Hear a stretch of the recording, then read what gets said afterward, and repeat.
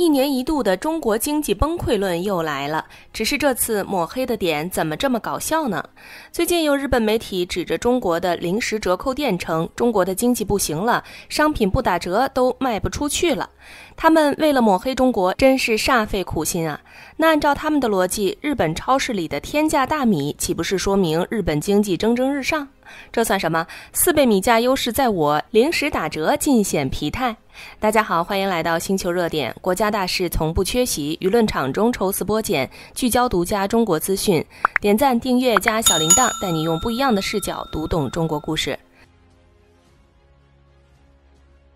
最近有日本媒体为了证明中国经济疲软，竟然特意跑到一家门口明晃晃写着折扣店的商店里拍素材，然后说中国现在的经济疲软严重，商品不打折都卖不出去呢。随后日本记者就指着商店里的商品举证，比如这瓶原本售价2元的矿泉水现在卖 1.5 元，换算成日元差不多30日元，牛肉干折后价格接近半价，还有不少饮料直接打3折。由此这家日本媒体就得出了结论，中国如今正在面临通缩压力，廉价店铺里的顾客络绎不绝，而且这类实惠店铺的数量在不断增加，而这一切都是中国经济衰退的表现。不是，小编就不明白了，物价实惠，能花更少的钱买到更多东西，这难道不是好事吗？折扣店不打折促销，那打什么？打地鼠吗？更可笑的是，他们之后还跑到中国的快餐店，发现这里只需要70日元左右就能享受到早餐自助，午餐更是只要400日元就能吃得又饱又好。于是他们的嘲讽声更大了，从说中国经济疲软都快改口到中国经济马上要崩溃了。那按照他们的逻辑，物价越高就代表经济越好，那当初德国得用50万马克才能买一个面包，意思就是当时德国的经济特别强劲咯。现在津巴布韦买东西动辄要花几十亿货币单位，难道能说津巴布韦的经济是全球顶尖？当然，小编也不是要刻意辩解什么，也承认中国目前确实面临一定的通缩压力，经济现状算不上特别强劲，但谈论一个国家经济好不好，总不能脱离时代背景和全球大环境吧。要是全球都勃勃生机，经济蓬勃发展，就你一个国家经济不行，那大概率是自身的问题。可问题是，现在全球有哪个国家的经济能称得上形势大好呢？不然特朗普当初费劲打关税战图什么呀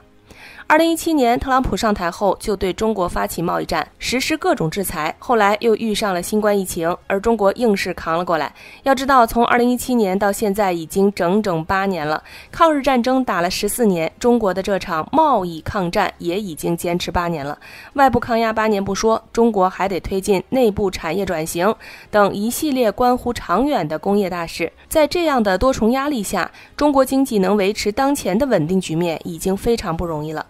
再看看其他国家，新冠疫情把全球搅得不得安宁，加上俄乌战争拖着乌克兰和俄罗斯，背后还有欧洲跟美国跟着一起内耗，美国自身的负债都快40万亿美元了。欧洲这边不仅一直被俄乌战争耗着，还得面临中国在产业领域的竞争压力。新冠之后，特朗普又上台，美国一门心思搞美国优先，逐渐走向保守主义，搞战略收缩，撤回北美大陆，还强行跟中国打贸易战。其他国家见美国这么干，也跟着学起了保守主义。荷兰甚至直接抢夺安氏半导体，这操作也是没谁了。如今全球经济普遍不景气，各国都面临产业转型的压力。中国作为全球唯一拥有完整工业门槛的出口型超级大国，自然也会受到影响，所以中国才会着力推进内需消费升级，努力开拓新的增长空间。反观日本呢，几十年来经济发展几乎没什么变化，甚至在某些领域还出现了倒退。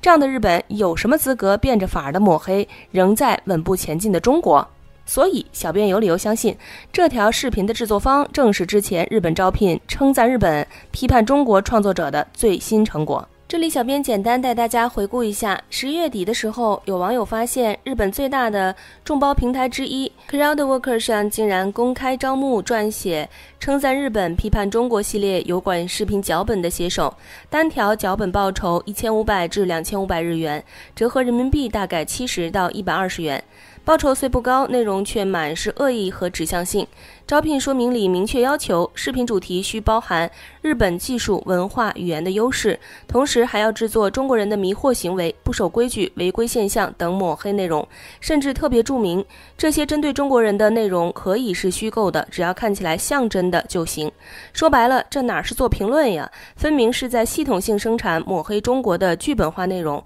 更刺眼的是，报名条件里的一句话，热爱日本的人，这已经不是普通的内容外包了，而是把立场和情绪直接写进了岗位要求里。消息曝光后，立马引发了关注。对于日本招聘网站上竟然出现这样的信息，一些日本网友都直言，早就看到过这样的视频，没想到是为了流量瞎编出来的。作为日本人看了都觉得丢脸。而随后舆论发酵，12月3日中午，这条招聘信息被紧急下架。之后有日本媒体跟进报道，平台方面证实该案可能高度违反平台禁止事项，已经做了非公开处理。平台给出的官方解释是，招聘内容触及了对特定国家、文化、群体进行可能造成事实误认与印象操作的行为，属于明确的违规类型。换句话说，哪怕他打着视频创作的旗号，本质上还是在制造仇恨与偏见。只能说，为了抹黑中国，这些人真是想尽了办法。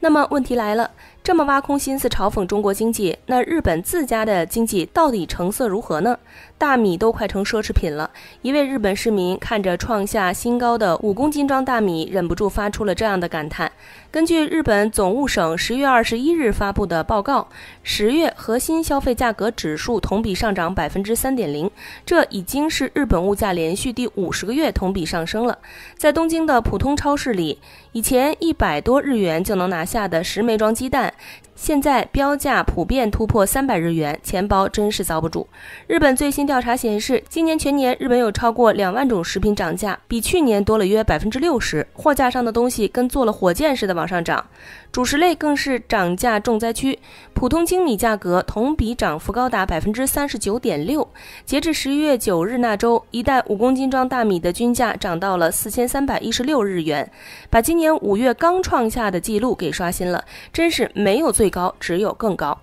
说出来你可能都觉得离谱。12月3日，运营日本餐饮店搜索网站的咕嘟妈咪宣布，大米美食当选最能反映2025年事态的年度菜肴。小编真是满脸问号，大米为什么能算一道菜肴啊？吃了20多年的米饭，说它是主粮，小编举双手赞成，但把它当成珍馐美食，这操作属实超出我的认知了。此外，受禽流感疫情和饲料价格上涨影响，日本鸡蛋价格也同比涨了 13.6%。11月东京地区 M 尺寸鸡蛋每公斤平均价格涨到了340日元，创下1993年有记录以来11月同期的最高水平，足足刷新了30年的记录。这鸡蛋贵的都快赶上蛋中黄金了。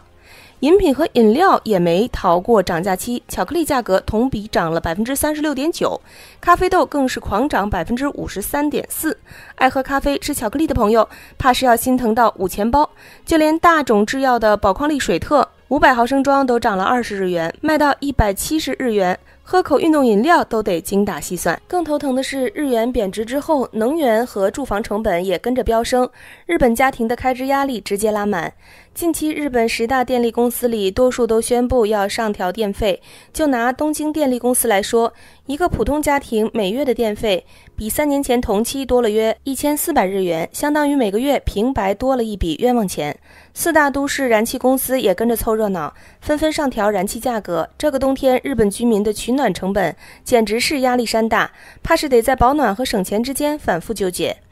房地产市场也没让人省心。2025年4至9月，东京23所新建住房平均价格涨到了1亿3309万日元，同比上涨 20.4%， 买房直接变成了天价任务。东京23区的二手房平均价格更狠，首次突破每70平方米1亿1000万日元大关，普通打工人怕是奋斗一辈子都凑不齐首付。房价涨了，租金自然也水涨船高。在东京23区，房租占收入的比例都超过 30% 了，打工人一半工资还没捂热就得交给房东。